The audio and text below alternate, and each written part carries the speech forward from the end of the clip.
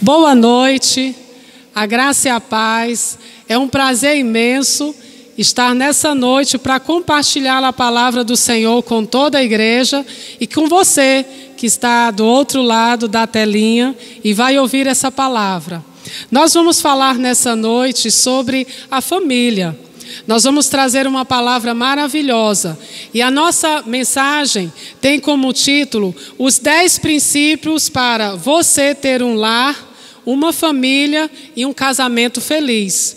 E nós vamos abrir nossas Bíblias agora no Salmo 128 e nós vamos ler o texto que fala sobre a família, os versos de 1 a 4. E nós vamos trazer a palavra baseado nesse salmo. Amém? Salmo 128, versos de 1 a 4. Leiamos. Bem-aventurado aquele que teme ao Senhor e anda nos seus caminhos, pois comerá do trabalho das tuas mãos, feliz serás e te irá bem. A tua mulher será como a videira frutífera aos lados da tua casa, e os teus filhos como plantas de oliveira à roda da tua mesa. Eis que assim será abençoado o homem que teme ao Senhor. Amém? Oremos nesse momento. Senhor Deus, muito obrigado pela tua palavra. E eu quero pedir que teu Espírito Santo traga todo o entendimento e que todos, ó Deus, recebam aquilo que o Senhor tem preparado para cada um deles e que essa palavra venha de encontro às suas necessidades. Me use, Espírito Santo, e que o Senhor esteja trazendo entendimento para todos. Em nome de Jesus nós oramos. Amém. Glória a Deus. Amém? Queridos, esse salmo eu gostaria de falar primeiro dele, depois nós vamos mostrar cada um desses pontos importantes que nós vimos nesse texto. Primeiro, ele diz que é bem-aventurado aquele que teme ao Senhor e anda nos seus caminhos. Quando nós observamos essa palavra temer, ela não significa ter medo, mas ela significa ter respeito. É você honrar a Deus, é você ter zelo por Deus, respeito pelo sagrado. Isso é temer. E ele está dizendo que é feliz aquele que honra a Deus, aquele que respeita o sagrado. Bem-aventurado significa feliz. E veja que ele diz que ele teme e anda nos seus caminhos. Ou seja, ele tem prazer em viver de acordo com os ensinos do Senhor nosso Deus. E ele fala que ele vai sentir prazer no seu trabalho. Veja que ele diz que ele vai comer do seu trabalho. E ele diz, olha, feliz serás e te irá bem. A alegria no trabalho, irmãos. Nós sentimos prazer em fazer aquilo que nós temos habilidade. O trabalho nos realiza. Então nós temos que a cada dia fazer o nosso trabalho com destreza e sentir alegria, porque nós estamos fazendo as nossas atividades. E aí vem falando agora no verso 3 da esposa, que ela vai estar em casa, tem os filhos, e onde estão os filhos? Ao redor da mesa. Vamos falar um pouco sobre isso. E os seus filhos, a alegria em casa, irmãos, filhos traz alegria para uma casa. E aí o verso 4, que foi o que nós terminamos o texto falando, eis que assim será abençoado o homem que teme ao Senhor, porque vai até o verso 6, mas nós escolhemos só até o verso 4. Então veja que ele diz que ele vai ser abençoado. O homem que respeita o Senhor vai ser bem-sucedido. E eu tenho agora uma pergunta para você. Vamos para a primeira pergunta.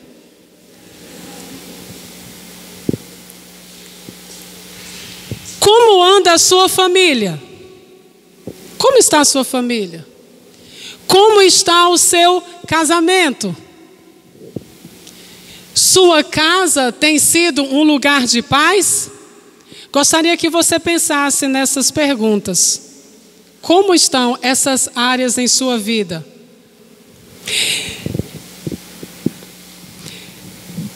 Nós vamos analisar alguns princípios aqui e nós vamos falar de 10 princípios que vão ajudar você a ter um lar e uma família e um casamento feliz.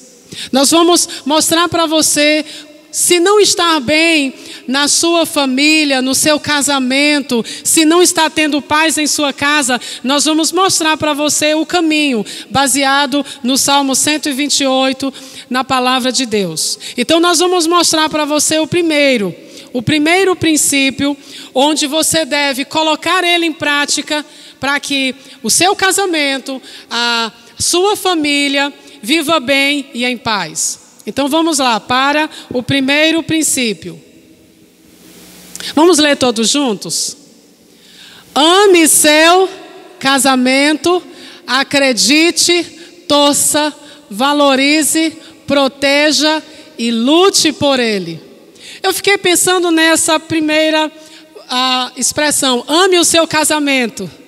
Irmãos, quando nós conhecemos a pessoa que Deus preparou para as nossas vidas, nós sentimos desejo de estar com ela e queremos ficar com ela até o último dia da nossa vida.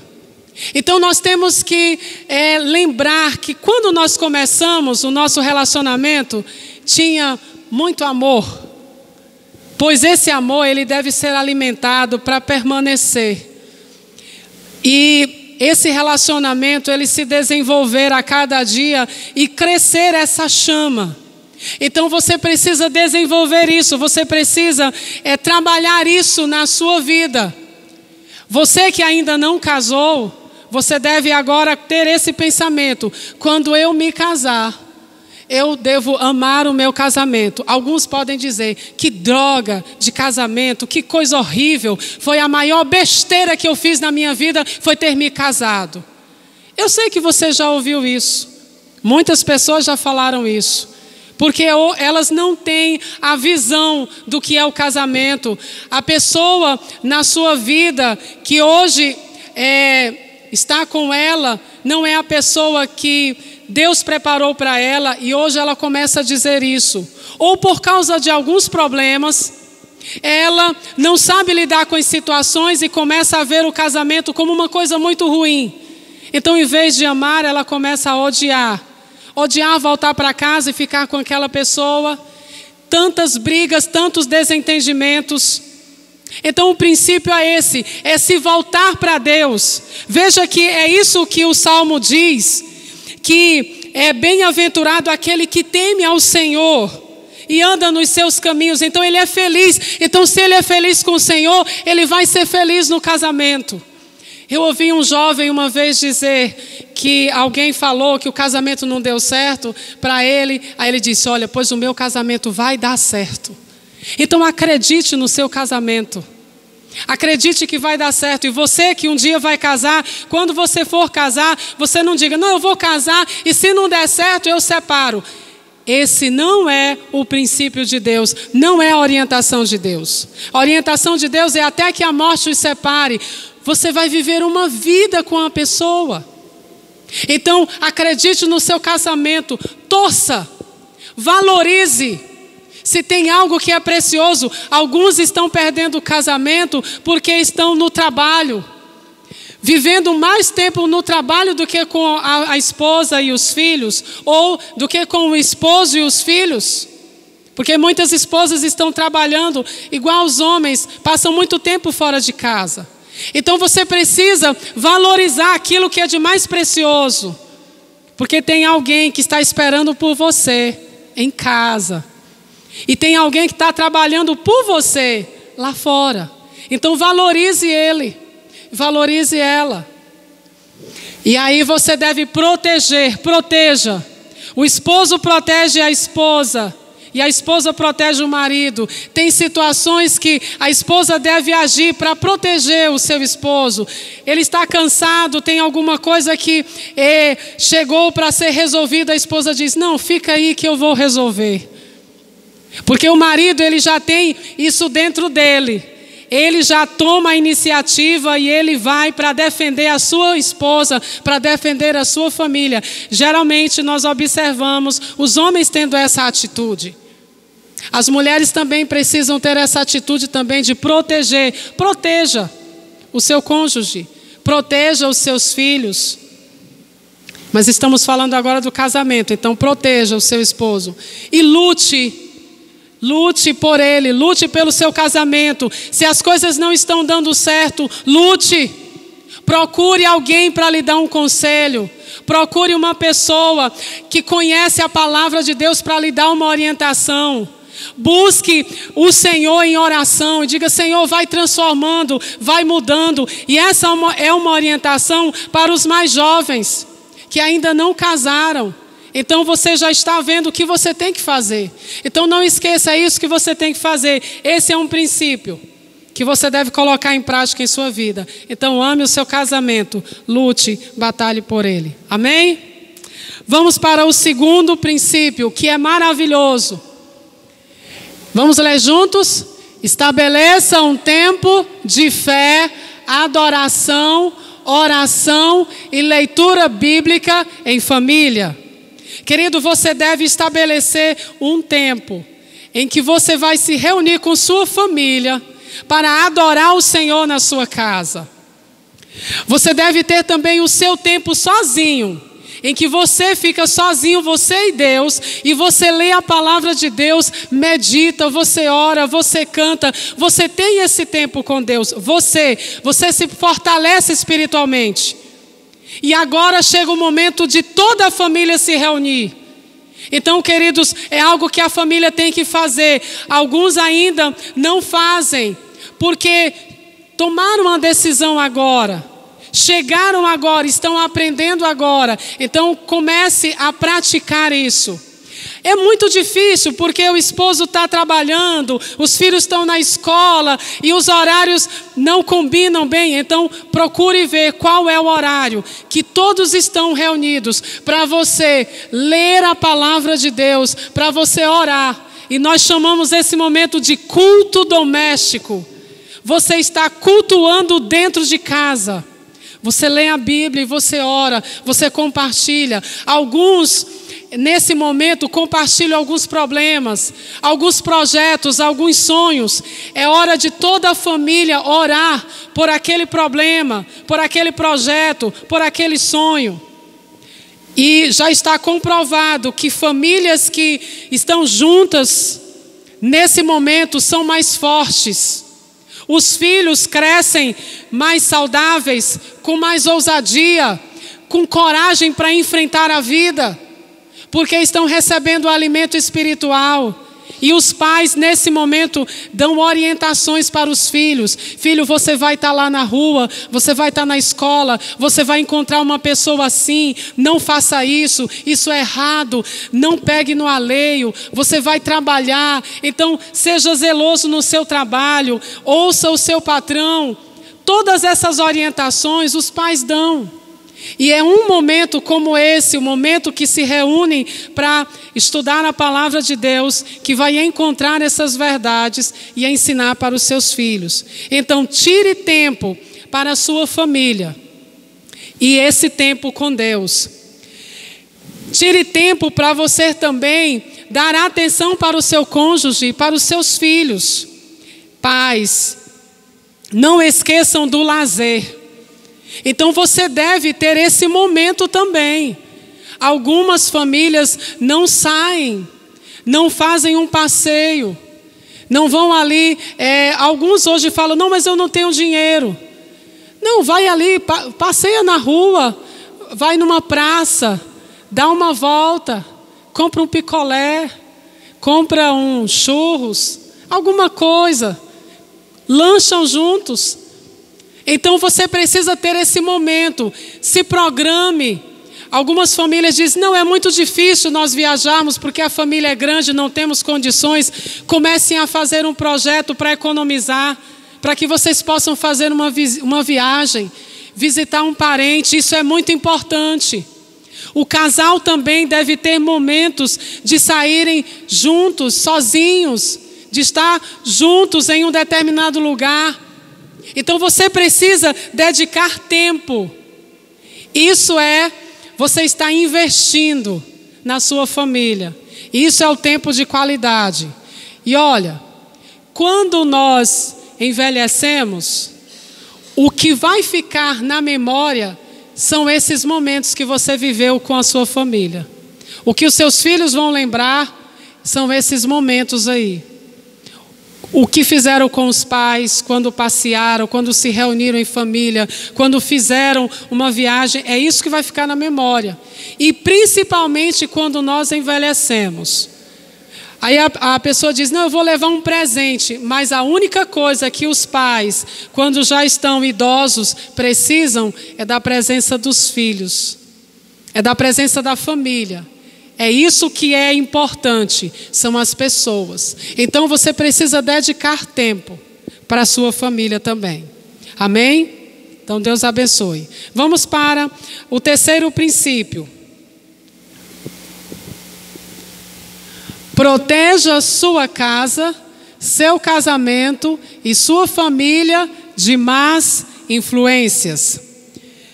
Muitos lares, casamentos e famílias são terrivelmente afetados ou perturbadas por causa de interferências e más influências de pessoas próximas. Aí nós temos um exemplo.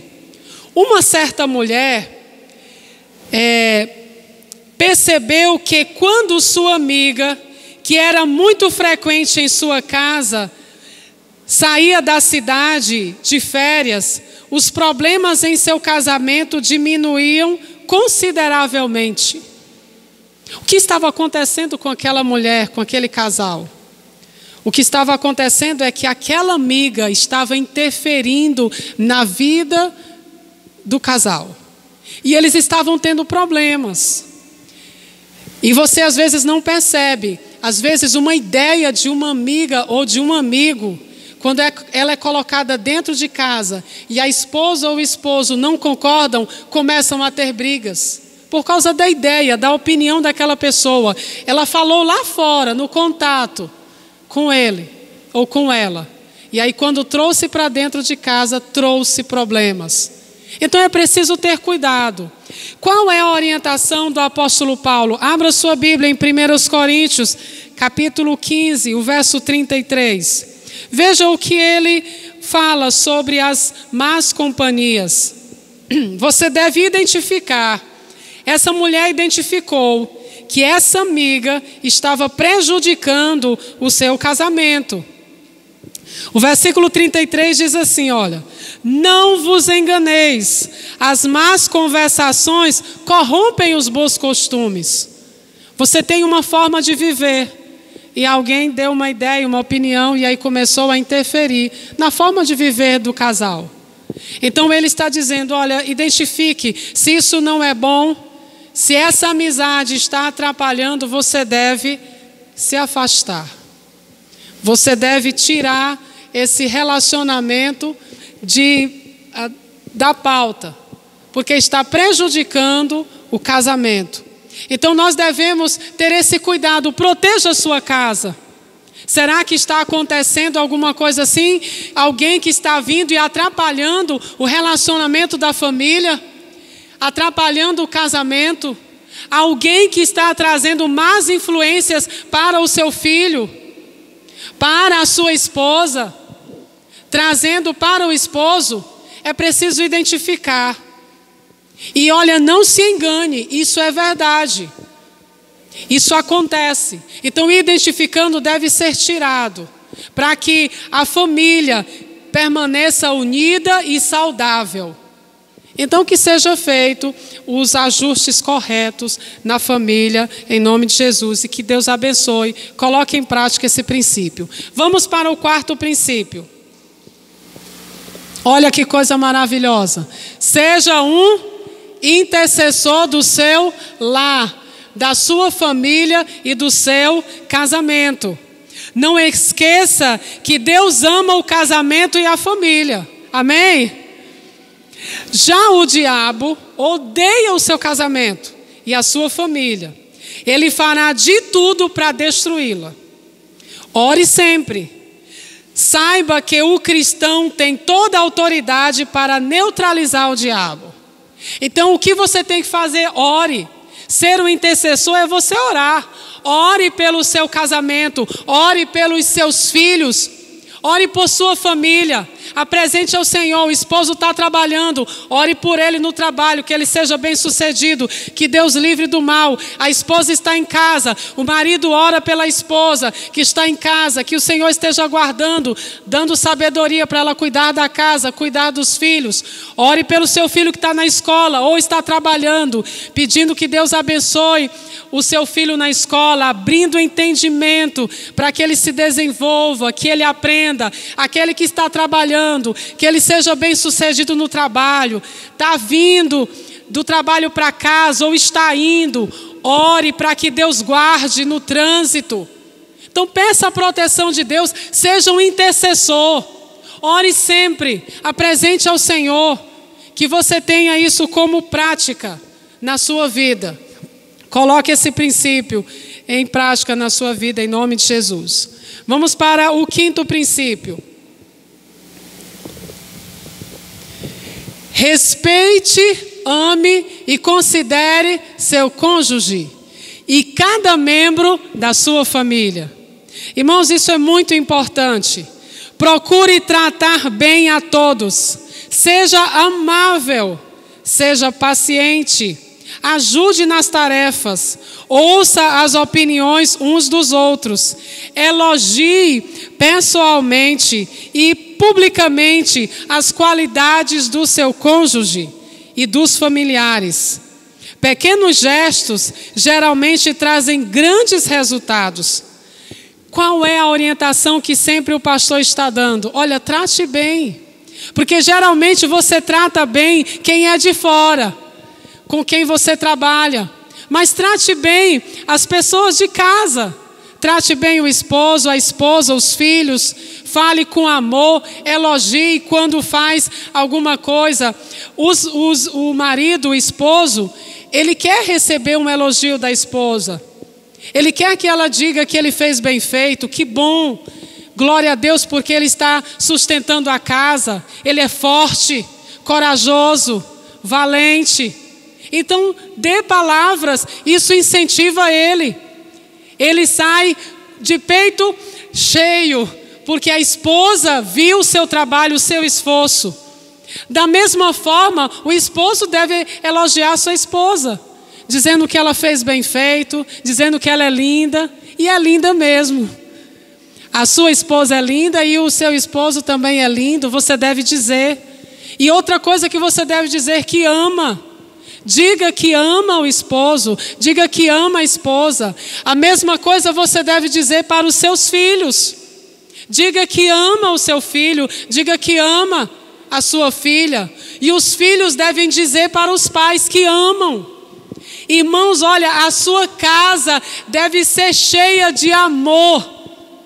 A sua casa deve ser um lugar de paz, é o céu dentro da sua casa, amém? Então encha a sua casa da presença de Deus. Onde Deus está, vai ter alegria. E olha só, um detalhe. Uma pessoa cheia do Espírito Santo, ela vai agir assim. Ela vai tratar com respeito o esposo, a esposa. Não vai xingar lá dentro de casa. Não vai dizer palavras que trazem para a pessoa tristeza.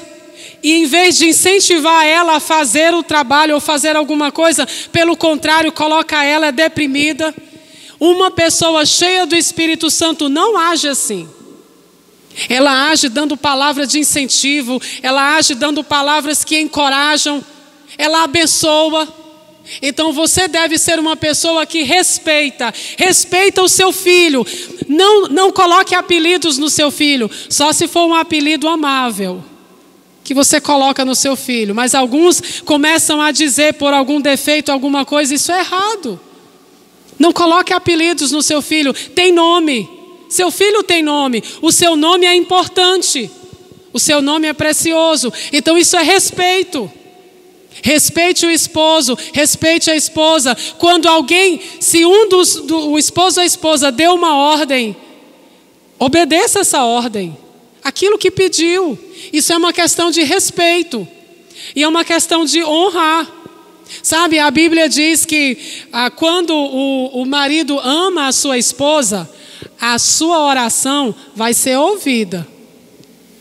Mas quando ele não age assim, a sua oração não vai ser ouvida. E a esposa, essa é a palavra para o homem e para a esposa. Quando você não honra o seu marido, você não dá crédito à palavra de Deus. Você está desvalorizando a palavra de Deus. Olha como isso é sério. Se eu desonrar o meu marido, se eu não respeitar o meu marido, eu vou estar desvalorizando a palavra de Deus, os ensinos do Senhor. Então isso é sério. Então você precisa respeitar e honrar o seu cônjuge. Então cuide da sua família, cuide dos seus filhos. Tenha zelo por eles, ensine como eles devem honrar e respeitar as pessoas mais velhas. Então que Deus abençoe você e você coloque em prática também esse princípio. Vamos para o 6º princípio. São 10. Olha que coisa boa, isso aqui é muito bom. Celebre as vitórias e as conquistas do seu cônjuge e dos demais membros da família. O pastor ele fez um comentário, tudo é motivo de celebração, não é? Então, qualquer coisa que alguém conseguiu em casa é um motivo de celebrar. Então, vamos fazer alguma coisa. E você tem que ter a sabedoria e ter habilidade para você fazer cada momento um momento especial. É você que faz. Então, às vezes a pessoa diz, não, é só se eu for no lugar. Não, para poder fazer essa celebração, não. Você pode fazer um bolo, você pode pedir uma pizza e você dizer, olha, conseguiu tirar boas notas na prova. Então, motivo de celebração. O marido conseguiu resolver um problema que estava trazendo muita preocupação. Motivo de a gente fazer uma celebração. Vamos celebrar. Então você pode fazer uma oração agradecendo a Deus. Você pode ter um momento de comunhão com a família, onde vão fazer uma refeição. Então você deve ter sabedoria para fazer isso. Celebrar as vitórias e as conquistas da família. Isso deixa um clima feliz e um sentimento de unidade familiar. E nos momentos de tristeza, seja solidário também. Então vai ter momentos que um membro da família pode ter passado por um momento difícil e todos devem estar naquele momento com ele, com ela, dando forças, dando uma palavra de incentivo, orando. A família tem que estar unida. Irmãos, olha, uma família unida vai ser bem sucedida, vai ter a vitória. Nós não podemos viver dentro de uma casa como se tivéssemos inimigos. E o outro não está preocupado com o que está acontecendo com o outro. Você tem que estar interessado com o outro, com o bem-estar do outro. Então você tem que estar preocupado com cada membro da família, se todos estão bem. Então faça isso. E você vai ter uma família feliz. Então celebre as vitórias e veja se todos estão bem. E as suas conquistas também celebre. E você vai ter uma família bem-sucedida em nome de Jesus. Glória a Deus. Vamos para o 7º princípio. Faça da igreja um referencial para a sua família. Traga a sua família para a igreja. O que você tem que fazer? Chegou o dia de culto, no domingo ou na semana, prepara todo mundo. Ensine os seus filhos, é dia de ir para a casa do Senhor. Todo mundo se organiza. A igreja é o lugar mais importante para a minha vida, filho. Para a minha vida, meu esposo ou esposa. Então você coloca isso e aí você traz toda a família. Você está ensinando que Deus é exclusivo na sua vida, exclusivo também na vida da sua família. Famílias unidas na igreja são geralmente unidas em casa. Por isso a importância de todos estarem envolvidos. Reconheça a importância dela para a sua família e a importância das mensagens para o seu crescimento espiritual. Então, em casa, comente a verdade que você aprendeu, a mensagem que você ouviu, o ensinamento, conversem, enfatize isso dentro de casa. A comunhão com os irmãos é importante. Então venha para a igreja, traga a sua família e tenha comunhão com os irmãos. Incentive a todos os membros de sua família a participarem da igreja. Então faça da igreja um referencial para a sua família. Amém? Glória a Deus. Vamos agora para o 8º princípio.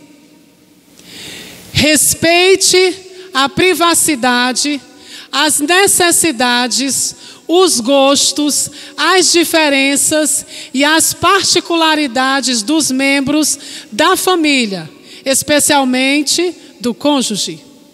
Irmãos, tem certas coisas que o cônjuge, o esposo ou a esposa, vai querer fazer sozinho, ou vai ter que ficar sozinho. É a sua privacidade, você precisa respeitar. Tem momentos que eles precisam ficar sozinhos para realizar aquela atividade, para ficar naquele momento. É o momento dele ou dela, sozinhos. Você precisa também respeitar os gostos. Geralmente a pessoa diz, mas nunca faz o meu gosto. Sabe o que a Bíblia diz? Tem um versículo muito interessante que diz que eu devo considerar o outro superior a mim. Aí você diz assim, mas se eu considerar ele superior a mim, eu vou ser inferior e eu vou estar sempre lá por baixo. Não. Porque sabe qual é o princípio? É que eu considero você superior a mim e você me considera superior a você. E no final, nós dois vamos estar juntos lá em cima. Então, se eu faço a sua vontade e você faz a minha vontade, nós dois vamos ficar iguais, não é isso? Então é esse o princípio. Eu faço o gosto do meu marido e ele faz o meu gosto. Eu faço o gosto do meu filho e ele vai fazer o meu. Então tem algo que ele quer que eu faça, o meu filho eu vou fazer. E o que eu quero que ele faça? Que ele me obedeça. Então ele vai fazer também. Então esse é o princípio. Nós precisamos respeitar isso. Nós também precisamos ver as diferenças. Alguma pessoa diz assim, não, nós somos diferentes. Pois é, por isso que deu certo. Você já viu como é que uma porta fecha? Ela tem um encaixe, uma parte que vai entrar, não é, a abertura. Então você observa que é diferente, a caneta, o bocal, veja que o bocal é diferente da ponta. Para entrar, encaixa direitinho, tem que ser diferente. Veja que as coisas diferentes combinam, dá certo. Pois é por isso, nós temos as diferenças justamente para que fique mais alegre isso. Então veja por que é importante. Eu tenho que ver a diferença, tenho que respeitar e tenho que entender e fazer aquilo que a pessoa deseja. Porque também um dia vai ser feito também do meu jeito, que é diferente do que ele gosta. Então respeite as diferenças e as particularidades. Tem um que gosta de um jeito, outro gosta de outro jeito. Então você tem que entender isso. Isso acontece muito com os filhos. O esposo e a esposa, nós já sabemos que já são diferentes. Então, nós temos que fazer o quê? Nos ajustar. Nós temos que entender o que precisa ser feito naquele momento, para que não haja conflitos, atritos entre um e o outro. Um vai ter que, naquele momento, renunciar à sua vontade, para que a vontade do outro seja feita. E depois ele vai renunciar à vontade dele para que a minha vontade seja feita. Então esse é o princípio. Então que você observe isso. E se fizerem isso, vão ser felizes e bem-sucedidos e bem-aventurados. Vamos para o 9º princípio. Esse é muito importante também. porque esse provoca muitos desentendimentos. Viva dentro do orçamento. Não gaste mais do que ganham. Problemas financeiros geralmente são causas de muitas discussões entre os casais. Então sempre é essa orientação. Conversem. Conversem sobre suas finanças. Façam um planejamento. Escute o outro. Se um está dando um conselho, ouça o conselho, analisem, conversem. E sobre esse zelo que o casal precisa ter. E ensine também os seus filhos. Porque às vezes a família está passando por um momento difícil e os filhos não têm o entendimento e começam a querer a gastar e querer algumas coisas e não entendem. Então a família tem que se reunir e os pais precisam explicar para os filhos o que está acontecendo. Que no momento todos precisam se unir para resolver aquele problema e vai chegar o momento das suas necessidades serem supridas. E que eles devem, todos juntos, trabalhar para que haja a prosperidade dentro de casa. Então não pode gastar mais, não pode desperdiçar as coisas dentro de casa. Ah, você é mesquinho, você é pão duro. Não. Você é zeloso com o que Deus colocou na sua casa. Então seja zeloso. Cuide daquilo que Deus colocou na sua casa, seja de alimentos, seja os utensílios que você tem, como você usa. Tenha zelo por eles, porque tudo isso é economia. E aí você deve cuidar da sua vida financeira. E não viva fora do seu orçamento, porque não vão dormir e vão ter problemas, vão brigar. Então tenha esse cuidado para você viver dentro do seu orçamento, em nome de Jesus. E vamos para o último princípio. Minimize os problemas. Não faça tempestade em copo d'água.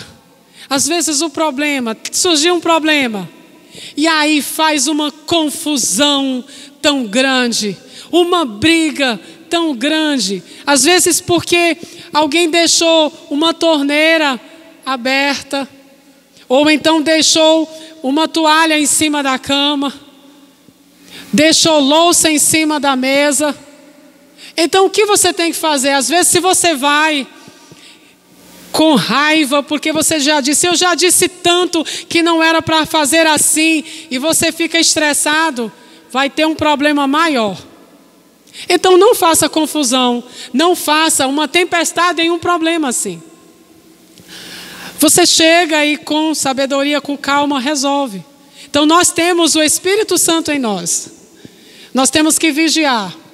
Então nós temos que ter o domínio próprio. Então nós temos que ter o cuidado sobre essas situações. Seja sábio e paciente na hora de responder ou resolver um problema. Peça sabedoria e direção a Deus.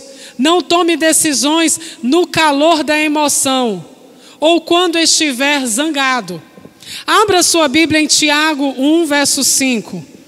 Esse versículo é muito interessante. Diz assim: e se alguém de vós tem falta de sabedoria, peça a Deus, que a todos dá liberalmente, e não lança em rosto, e ser-lhe-á dado. Então você precisa de sabedoria para falar, porque às vezes quando vai falar daquele problema, você vai e termina brigando, não sabe dizer o que está acontecendo, o que você gostaria que fosse feito. Então peça a Deus, Senhor, me dê sabedoria para falar. Me dê sabedoria, Senhor, para dar a orientação certa. Às vezes é feita uma pergunta para você e você já vai agressivamente ou respondendo grosseiramente, pronto, já surgiu um problema. Então diga, Deus me ajude. Peça ao Senhor. Nós temos que ter essa coragem de dizer para Deus, Senhor, me ajude. Porque às vezes nós achamos, não precisa. Precisa. Veja que Ele está dizendo, se você precisa de sabedoria, peça a Deus. Ele não vai jogar na sua cara, dizendo, você não aprende não. Eu já orientei para você como é que é para você fazer. Deus não faz isso.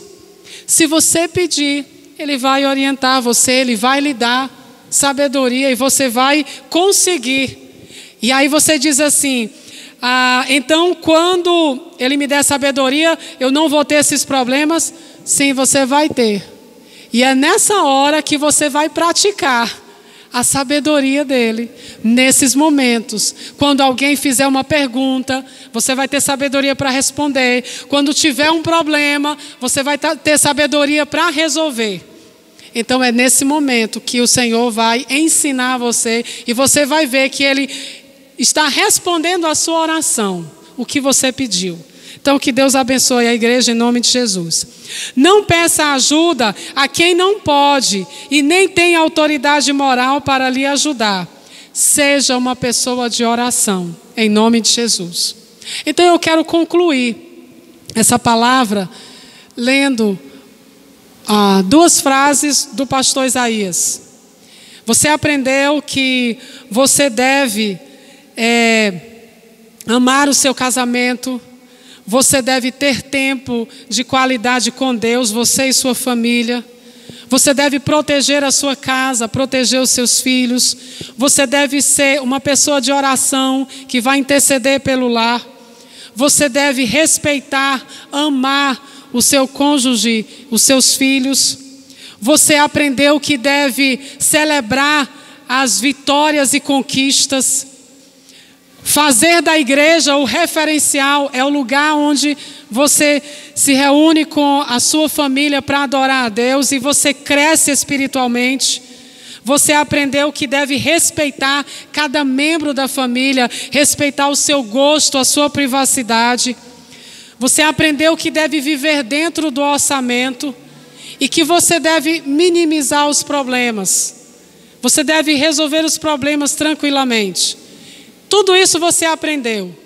Então, você não só deve fazer o que precisa fazer, mas deve querer fazer. Você ouviu tudo isso. Então você deve querer fazer tudo isso que você ouviu agora.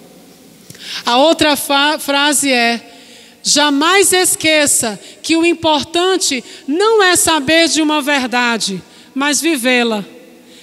Poxa, que legal, eu aprendi tudo isso. Como isso é importante? Sim, é importante. Agora decida viver cada uma dessas verdades, cada um desses princípios. Isso sim vai fazer com que a sua vida seja bem-sucedida e faça toda a diferença na sua vida. Então que Deus abençoe você, Deus abençoe a sua casa e que você viva segundo os princípios de Deus. E que a bênção do Senhor repouse sobre sua vida, sobre sua casa, por você decidir viver segundo as orientações do Senhor. Amém? Deus abençoe você, Deus abençoe sua casa. Eu quero orar com toda